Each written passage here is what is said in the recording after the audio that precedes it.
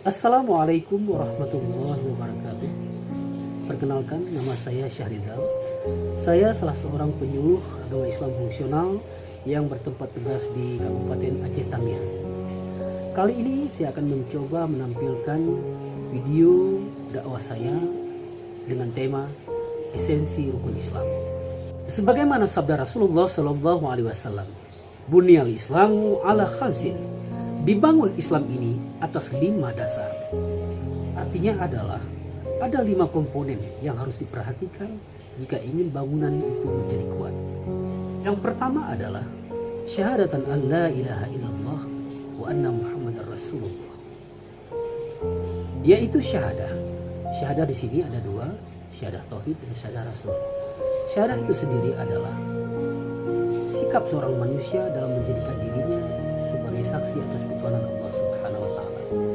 Esensi yang terkandung dalam syahadah ibarat bangunan tadi, dia adalah pondasinya. Tanpa pondasi, bangunan tidak akan bisa terbangun. Karena syahadah Rasul, esensinya adalah ibarat bangunan tadi, dia adalah atapnya.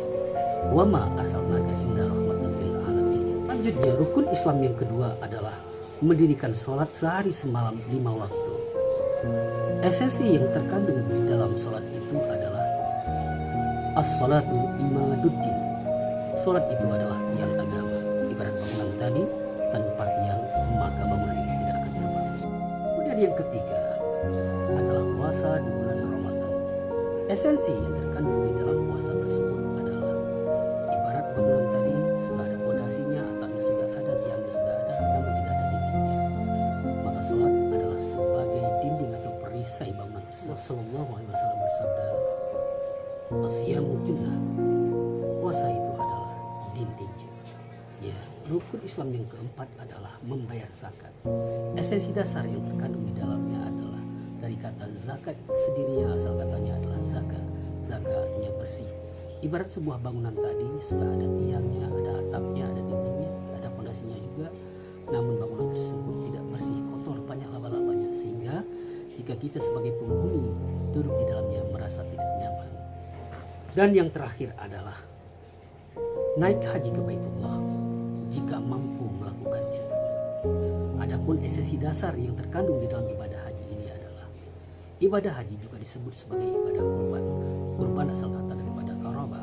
Karba artinya dekat, yaitu proses pendekatan diri kita kepada Allah Subhanahu wa taala.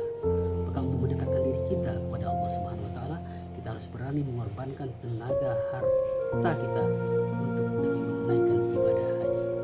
Maka esensinya adalah ibadah haji itu rela berkorban. Terima kasih atas segala perhatian. Mohon maaf atas segala kekurangan. Usikum wa nafsi.